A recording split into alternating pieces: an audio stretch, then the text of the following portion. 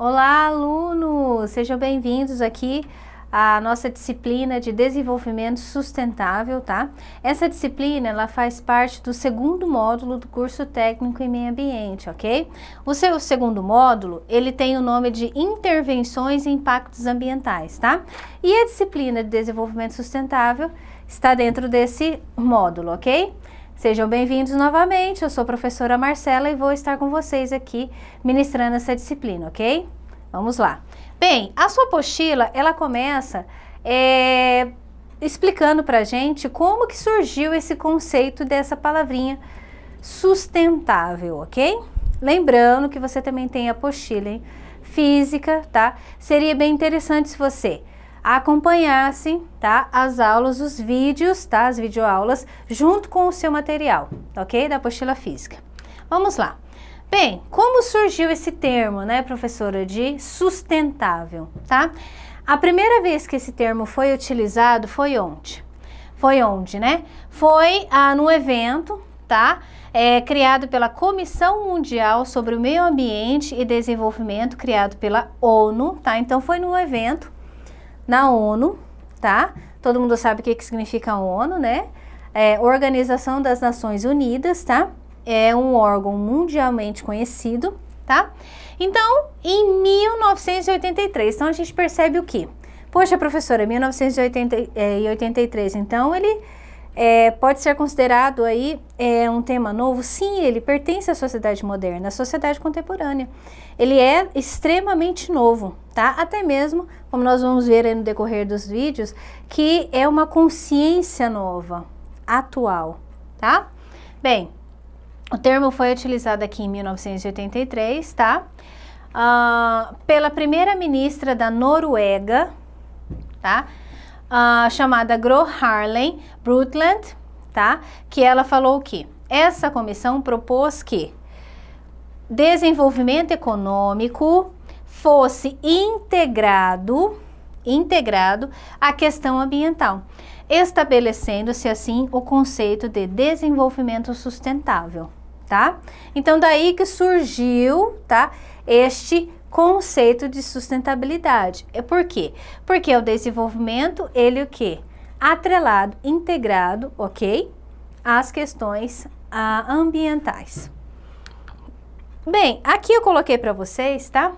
A questão que traz o seu material um pouquinho dessa história, dessa caminhada que percorreu aí a questão desse termo sustentável, tá? Bem, em 1987 foi apresentado um diagnóstico dos problemas globais ambientais, tá? Conhecido como Relatório Brundtland, tá? Que foi aqui, que eu falei para vocês, que foi aqui intitulado com o nome, né, da primeira-ministra da Noruega. Bem, esse relatório ele foi apresentado aonde, professora? Na Eco 92. Tá? E foi no Rio de Janeiro esse evento, tá? Aqui é uma foto do evento, tá? Rio de Janeiro, de 13 a 14 de junho de 1992. E foi um evento que internacional, tá? Esse evento, ele marcou tudo que você for pesquisar em termos de sustentabilidade desse termo, você vai encontrar esse histórico, tá? Esse foi um evento que realmente marcou a história e o surgimento e logo a fundamentação do quê? Do termo sustentável, tá?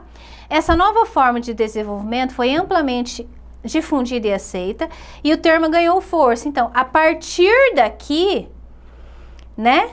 A partir daqui ele ganhou o quê? Credibilidade e força para que fossem resolvidos aí ou até mesmo que nós nos atentássemos às questões ambientais, tá? Nesse dia aqui, ó, tá? Nesse evento foi assinado a Agenda 21, tá? Nós vamos falar um pouquinho mais dela, tá? No decorrer dos outros temas. É um conjunto amplo de documentos e tratados cobrindo biodiversidade. O que envolve, né?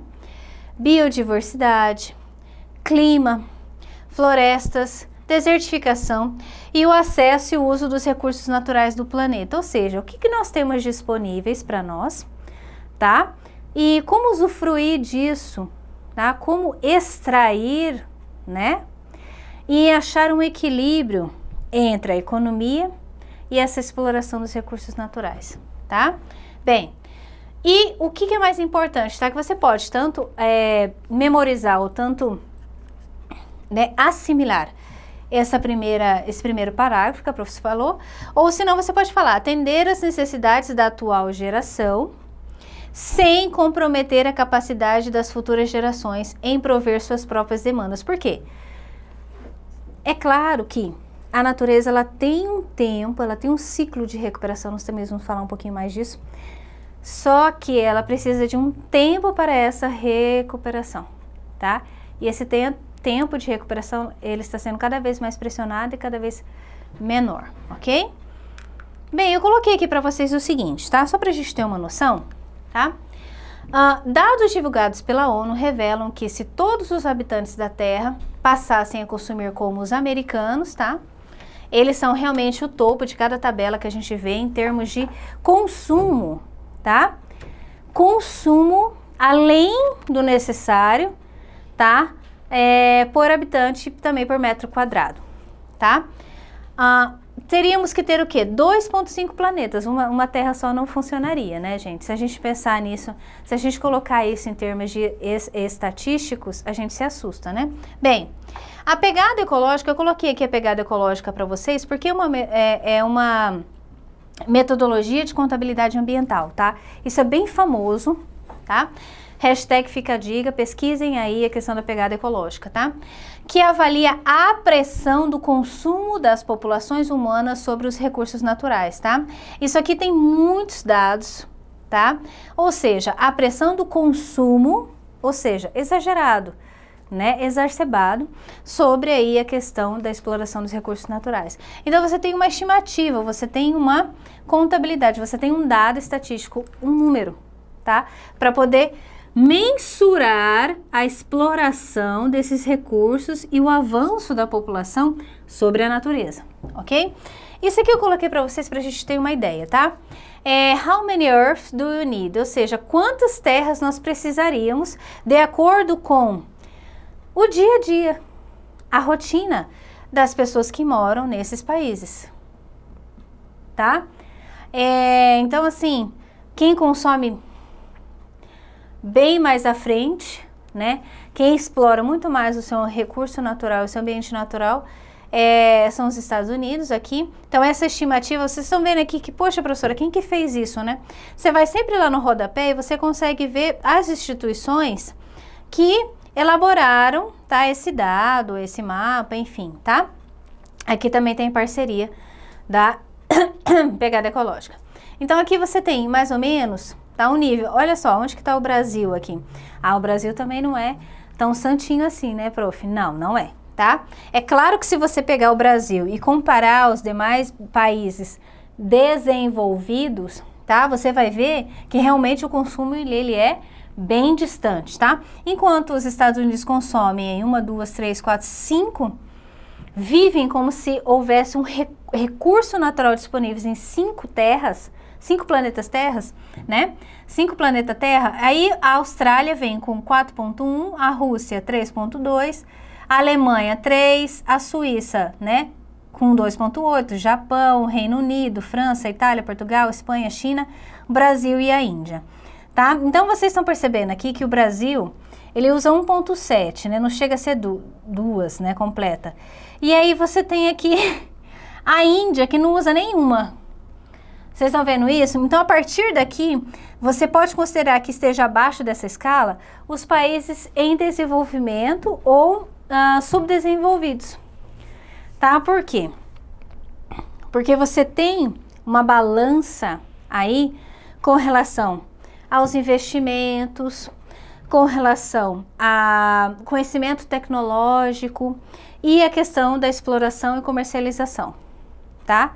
E também tem as questões da globalização que nós ainda vamos falar bastante, tá? Bem, aqui eu também coloquei para vocês o seguinte, tá? Essa é um parágrafo que eu tirei da apostila de vocês. Estamos usando muito mais do que os recursos naturais do que a natureza consegue repor, tá? Em muito pouco tempo, se continuarmos esse ritmo, não teremos água nem energia suficiente para atender as nossas necessidades, tá? Então, alguns estudiosos dizem que as próximas guerras, tá? As guerras futuras, elas serão, por quê? Por água, por território e por comida, tá? Chega a ser até irônico, né? Mas é verdade, tá? Hoje, inclusive, em alguns lugares do mundo, você já tem essa falta, essa escassez de recurso natural, que é o básico, que é a água e a comida, tá? Então, aqui eu coloquei para vocês terem uma ideia, tá? Poxa, professora, por que tem tanta especulação do exterior, dos países de fora, no Brasil? Por quê? Porque o Brasil, além de ter um território vasto e é rico na produção de grãos e alimentos, ele tem o aquífero Guarani, tá? Tudo bem que a gente divide aí ele com outros países, tal, mas a maior porção ele fica em território nacional, tá? Poxa, professor, o que é esse aquífero Guarani? Ele é considerado o maior reservatório subterrâneo de água doce do planeta, tá? Então, nós estamos aqui em cima de praticamente de uma mina de água doce, tá? Então, isso causa, sim, especulação. Primeiro, pela nossa biodiversidade. Segundo, pela floresta amazônica. Terceiro, pela extensão e capacidade produtiva de grãos e alimentos. E agora, pela água, tá? Então, a prof vai deixar vocês aqui com esse slide, eu quero que vocês especifiquem e leiam novamente. O próximo, nós vamos falar como atingir essa questão do desenvolvimento sustentável, ok? Muito obrigada, até o próximo.